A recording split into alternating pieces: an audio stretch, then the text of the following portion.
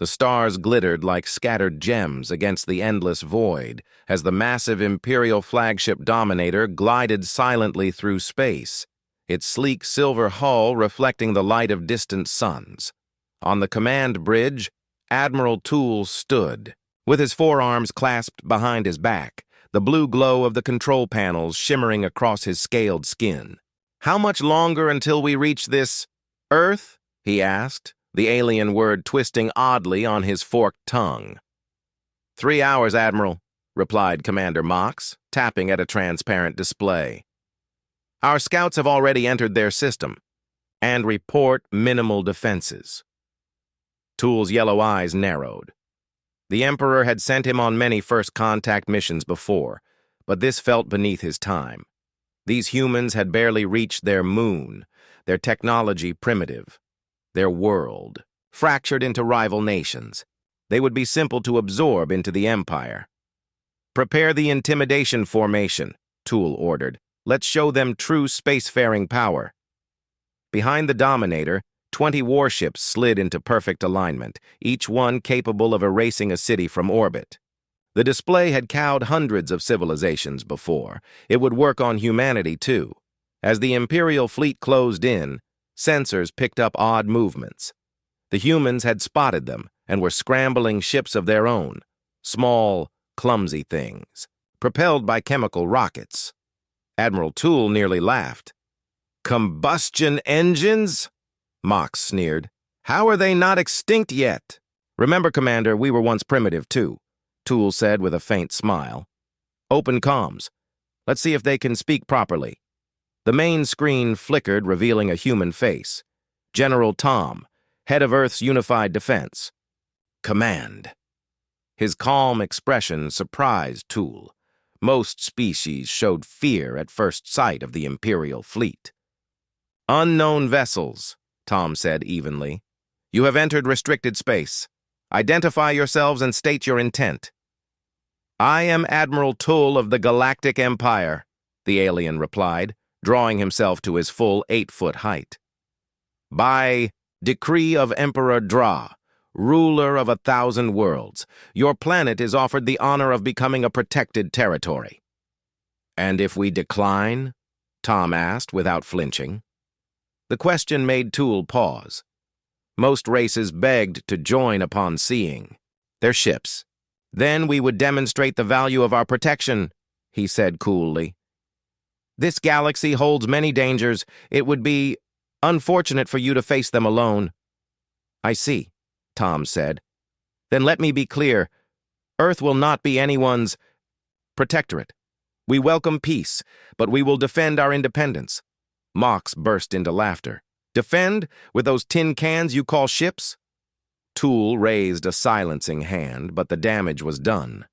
Tom's eyes hardened. "We may lack your technology, Admiral, but we have something your empire seems to lack: respect. I suggest you rethink your approach." The channel cut. For a moment, Toole felt an unwelcome flicker of unease. These humans were either bold or suicidally foolish. "They ended the call," Mox snapped. "Primitives defying us?" "Send a scout to their orbit," Toole ordered. "Let's see how they respond." A smaller Imperial vessel detached and moved toward the human satellites and stations. As it neared, sensors reported new activity. "Admiral, the humans are launching something. Small craft, primitive design, yet moving faster than expected." On screen, the odd human ship appeared. Boxy, crude, perhaps 1/10 the scout's size. "Are they trying to attack us?" Mox scoffed. Toole didn't answer. Something felt wrong. "Order the scout to hold position." "Too late. The human—" Craft surged forward with startling agility, locking onto the scout's hull. "What are they doing?" Toole demanded. A sudden white flash filled the display. When it cleared, the Imperial scout drifted powerless. The human vessel was already racing back toward Earth. "Impossible!" Mox roared. "Mox! They disabled!" "An Imperial vessel. How?" Admiral Toole stared at the screen in disbelief. "Analysis. What happened to our scout?" It appears to have been struck by an electromagnetic pulse, Admiral, the science officer replied after a pause. Crude technology, but deployed effectively. The ship's systems are now rebooting. A cold unease settled in Tula's gut. No newly contacted race had ever damaged an Imperial craft during first contact. It was unthinkable. "Transmission from Earth, Admiral," the COEM's officer announced. General Tom's face returned to the screen. "That was a warning shot, Admiral. We prefer peace, but we are prepared for the alternative. You have 24 hours to leave our system."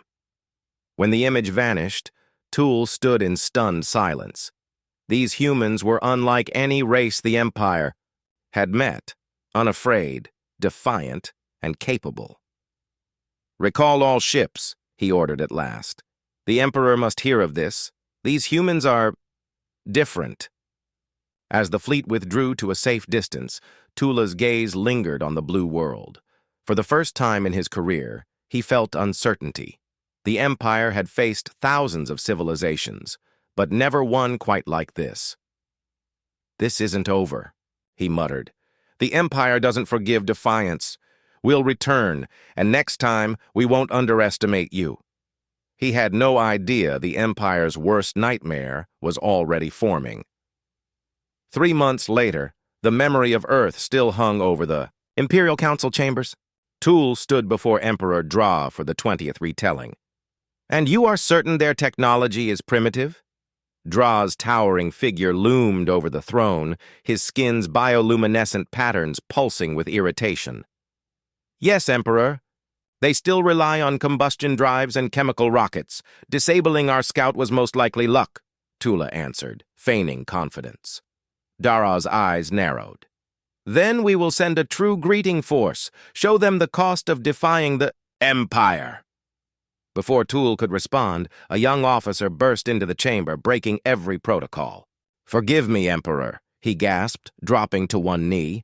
"Long-range sensors detect an object entering Imperial space in Sector 7. "What is it?" Dra demanded. "A human vessel, sire." Laughter echoed through the council. "One small ship, and you interrupt my meeting?" Dra's voice dripped with disdain. The officer's voice shook. "Sire, it is enormous, comparable to our largest battle cruisers, and its energy readings, they are beyond our scales." The laughter died at once. "Impossible," Toole whispered.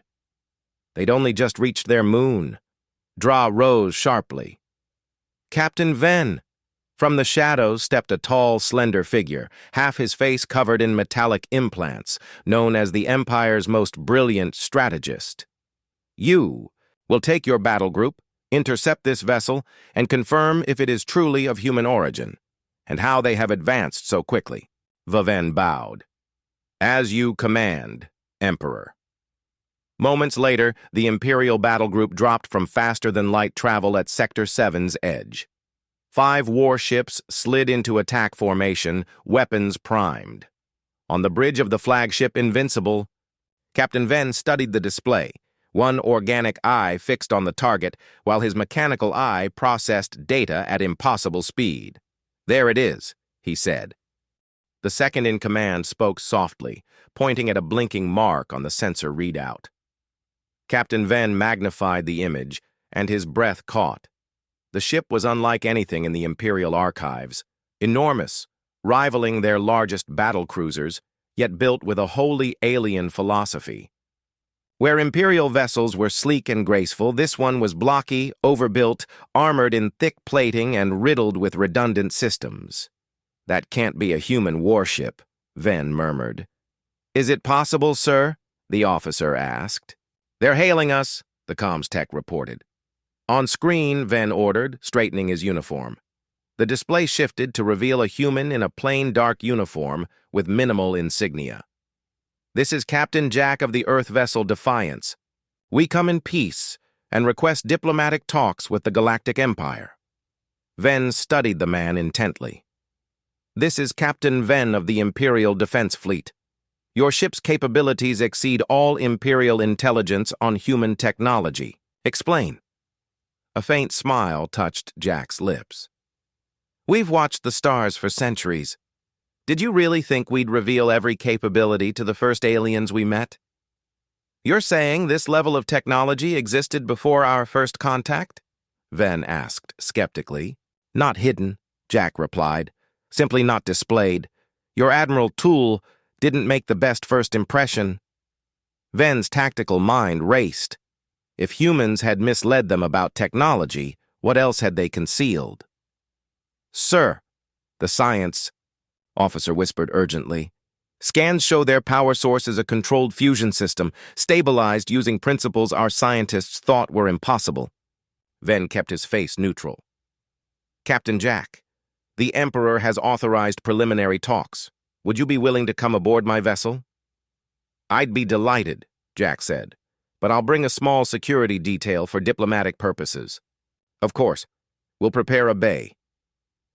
When the channel closed, Ven turned to his crew. Run a full analysis on that ship. I want everything before they arrive. And alert the Emperor. An hour later, Captain Jack entered the grand meeting chamber aboard the Invincible, flanked by 3 human officers. None appeared awed by the grandeur of Imperial design. Your vessel is impressive, Ven began, gesturing for them to sit. Our scientists are especially curious about your power source. Jack nodded. Basic fusion, really. We've refined it for centuries. That containment field shouldn't be possible, the Imperial science officer interjected. The energy required would exceed the output. One of Jack's officers, a gray-haired woman, smiled. True, if you focus on energy containment. We approached it from a materials science perspective instead. Materials science? Ven repeated, puzzled. While you developed energy fields to contain plasma, we built materials that could physically hold it, Jack explained. Different path, same result. A chill slid down Ven's spine. The Empire had always dismissed physical solutions as primitive. Had they been wrong all along? And your weaponry? He asked cautiously. We'd rather not discuss that unless necessary, Jack replied evenly. We're here for peace, not war. Ven inclined his head slowly. Of course. However, you must understand our concern, Ven said. 3 months ago, you were barely reaching your own moon. Now, you arrive in a warship rivaling our best.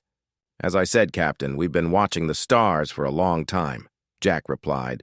We knew we weren't alone, so we prepared. When Admiral Tull arrived making threats, we simply accelerated our schedule. Before Ven could answer, his comm device chimed. Excuse me, he murmured, stepping aside. Sir, came his sensor officer's urgent voice. We're detecting weapon energy from the human vessel. They've activated a system. Ven's gaze flicked to the humans, still seated calmly, no hostility in sight. Targeting us? He whispered. No, sir, but the energy output, it's enormous. Potential to disable the entire battle group. Ven returned to the table, expression carefully neutral. Captain Jack, sensors indicate your ship has powered weapons. Explain.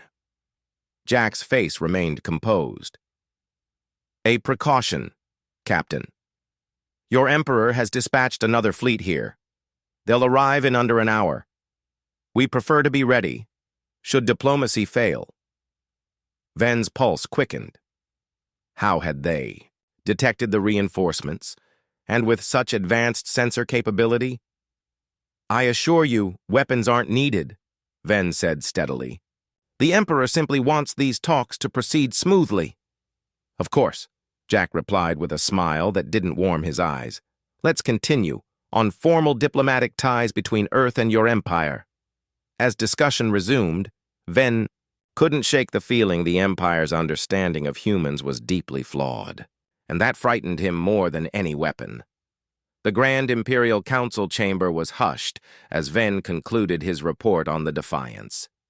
Even Emperor Draw's bioluminescent patterns pulsed unevenly. You mean to tell me, Draw said slowly, that humans have mastered controlled fusion using materials containment rather than energy fields? Yes, Emperor, Ven answered, his cybernetic eye whirring as it projected schematics. And that is only the start. Their technology follows entirely different principles. Admiral Toole stepped forward, his scales a pale yellow. Different. How? Where we strive for elegance and minimal components, they build redundantly, over-engineering for resilience, Venn explained. Where we refine and perfect, they iterate and adapt. Most importantly, they've pursued branches of science we abandoned centuries ago, dismissing them as inefficient. The chamber erupted in murmurs. For an empire that prized flawless, streamlined solutions, the notion of deliberately choosing another path was almost insulting. Dr. Aw raised a hand for silence. Bring in the human delegates. I will hear this from them directly. Moments later, Captain Jack and his team entered, unmoved by the imposing audience. Captain Jack of Earth, Draw's voice boomed. Your vessel has stirred my advisors. We wish to understand your technology. Jack bowed slightly. We're happy to explain, Emperor. Though I'm a soldier, not a scientist.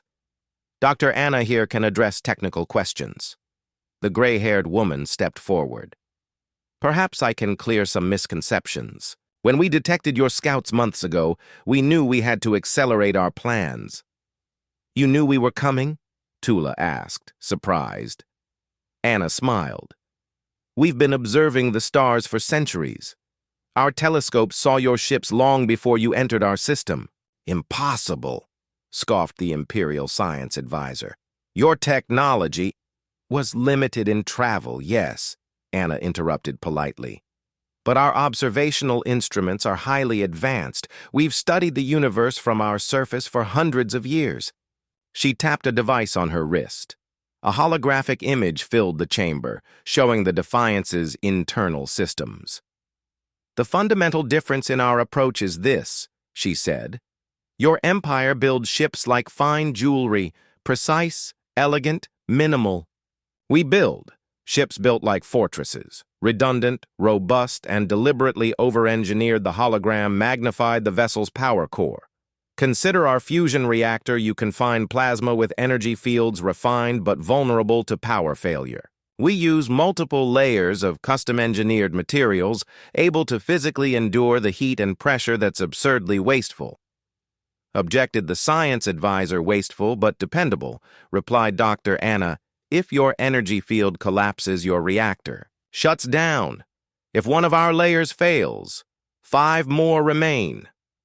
Emperor Draw leaned forward on his throne, visibly intrigued. And this thinking applies to every system. Yes, said Captain Jack. Stepping up once more, our ships don't rely on a single computer. Core.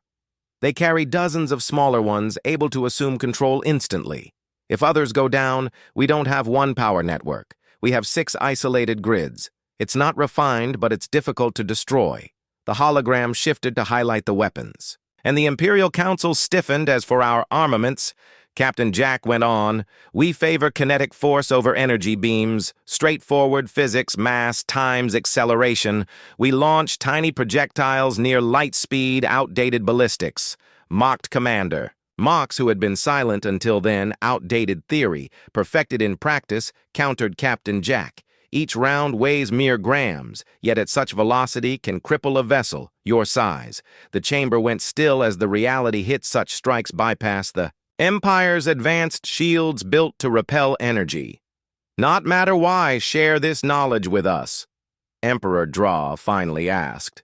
Surely it cost you your edge. Captain Jack's tone turned firm. Because we seek peace, not war. Earth claims no empire we forged. The defiance to deter, not to invade, Dr. Anna added. We have watched your borders swell for decades, absorbing species sometimes with treaties, sometimes with force. So we chose to negotiate from strength. Emperor Draw's bioluminescent patterns rippled, a sign of deep consideration. And if we refuse peace, if we judge your machines a danger to the Empire. Captain Jack's voice stayed steady, though his gaze hardened. The defiance is not alone, Emperor. Only the first we've shown the meaning pressed. Into the air like gravity, if this was what humans admitted, what were they hiding? Admiral Toole's expression betrayed alarm. You're bluffing. Our scans found no other vessels of that class in your territory because they're not in our ships like floating citadels, redundant, rugged, and unapologetically overbuilt. The hologram zoomed in on the vessel's power core. Consider our fusion reactor. You use energy fields to contain plasma. Graceful, but vulnerable to power. Failures? We use layers of specialized alloys capable of physically enduring the heat and pressure. That's absurdly inefficient, objected the science advisor. Inefficient but dependable, replied Dr. Anna. If your field fails, your reactor collapses. If one of our containment layers fails, 5 more stand ready. Emperor Dra leaned forward on his throne, genuinely intrigued. And this design principle applies to all your systems? Yes, Captain Jack answered, stepping forward again. No single main computer core, dozens of smaller ones, each able to assume control if another fails. Not one power grid, 6 independent networks. It's not elegant, but it's hard to cripple. The hologram shifted to weapon schematics. The Imperial Council stiffened. As for our armaments, Jack continued, we emphasize kinetic impact over beam weapons. Simple math, mass times acceleration. We fire minuscule projectiles at near light speed. Primitive ballistics, scoffed Commander Mox, silent until now. Primitive theory, advanced execution, corrected Jack. Each round weighs only grams, yet at those velocities can disable a ship your size. Silence. Such weapons bypass the Empire's refined energy shields, tuned for beams, not matter. Why reveal this? Dara finally asked. Wouldn't this give away your advantage? Jack's voice turned solemn. Because we want peace. Earth doesn't seek conquest. The Defiance is deterrent, not invasion craft. Dr. Anna added, we've watched your expansion. Sometimes peaceful, sometimes forceful. Better to bargain from strength. Dra's bioluminescence flickered rapidly, deep contemplation. And if we rejected peace? If we deemed you a threat? Jack's gaze hardened. The Defiance isn't our only ship, Emperor. It's merely the first we've shown. The weight of the words pressed the chamber into silence. If this was their first reveal, what else were humans hiding? Admiral Toole looked stunned. You're bluffing. Our scans found nothing else like it in your system. That's because they're not in our... Interrupted. The human vessel was powering up its weapon systems. On the view screen, they watched as armored panels slid back along the Defiance's hull, exposing what resembled primitive gun barrels. They're using projectile weapons in space? Admiral Toole scoffed. How archaic. The sensor officer's voice trembled. Sir, those aren't normal projectiles. They're accelerating to near-light speed. Energy readings are off the charts. Before the Admiral could answer, the Defiance fired. No beam, no flash. Only a silent, invisible strike that ripped through the Relentless, one of their most advanced battle cruisers. Its shields, perfect against energy weapons, were useless against physical matter at such velocity. Evasive maneuvers! Toole barked, composure cracking. All ships, scatter! But the Defiance was already firing again and again, each shot landing with surgical precision. The Empire's pride, its battle cruisers, were being taken apart, one by a technology they had dismissed as obsolete centuries before. Sir, we've lost 6 ships, the comms officer reported. 3 destroyed, 3 disabled. How? Toole demanded. How can one ship do this? The science officer looked up, face pale. Their targeting solution is flawless. They're striking exact points to cripple primary systems with minimal collateral damage, and their firing rate, nothing compares. On the main screen, another Imperial ship fell victim. This time they saw it. The human vessel launched a small metal slug, barely the size of a finger, yet traveling at near-light speed. Its kinetic force was catastrophic, tearing through the ship's hull like paper. Sir, they're hailing us, the comms officer said. Captain Jack appeared, expression grave. Admiral Tull, you've lost 9 ships. None of your weapons can breach our gravitational shields. Stop this before more lives are wasted. Toole stared, half his fleet crippled in under 10 minutes, without the human ship suffering a single hit. What are you? He whispered. Just humans, Jack replied. You pursued energy weapons. We perfected kinetics. You built elegant single-core computers. We made redundant networks. You refined minimalism. We overbuilt everything. Behind him, another Imperial cruiser silently detonated. Our shields aren't energy barriers, Jack continued. They're gravitational lenses, bending space. To deflect your attacks. Different approach, better results. For the first time in centuries, Admiral Toole felt fear. The Empire had always believed its designs the pinnacle of progress, that elegance was superiority. But here, faced with raw, ruthless human engineering, he no longer believed it. Stand down, all weapons, he ordered softly. All ships, cease, fire. Gasps filled the bridge. No Imperial fleet had retreated in living memory. Sir, the weapons officer began, throughout our territory and claim peaceful intentions, Admiral Toole hissed. This is an act of war. Captain Jack stayed calm. Actually, Admiral, we see it as necessary protection for our diplomatic team. Your attack on the Defiance proved some elements of your empire prefer force over dialogue. What do you want, human? Emperor Draw cut in, silencing Tula with a glare. The same thing we've always wanted. Peaceful coexistence, Jack replied. Earth seeks no conquest, no subjugation, but neither will we be subjugated. Your terms? Draw asked bluntly, surprising the chamber. Jack's expression brightened at the Emperor's pragmatism. Recognition of Earth and its colonies as sovereign, non-aggression pacts, fair trade agreements, and... He locked eyes with Dura, an end to forced assimilation. Not just for humans, for all species. The Council erupted. Jack's demand would dismantle the Empire's 1,000-year expansion model. Impossible, several shouted. Dra raised a hand. You ask too much. The Empire's methods have preserved peace and order for 10,000 years. Or, Jack countered, they've suppressed resistance with overwhelming force. Force that, as we've shown, is no longer overwhelming. On cue, the view split to reveal 17 human ships stationed across Imperial space. Different shapes, some massive, others smaller, but all sharing the same overbuilt, blocky aesthetic. Each vessel is specialized, Jack said. Defense, support, combat. Together, they form the first human interstellar fleet. A taste of what we can build when necessary. Dra understood the implication. The Empire's dominance depended on superior tech. If humans could field ships immune to Imperial weapons, the balance was gone. And if we refuse, he asked, quietly. Then we'll defend ourselves, Jack said simply. But we'd rather partner than fight. You could have attacked when our fleet withdrew, Dra noted. Why didn't you? Jack's tone softened. Because that's not who we are. Humanity has fought endless wars among itself. We've learned that victory through destruction only breeds more war. He gestured off-screen, and Dr. Anna stepped into view.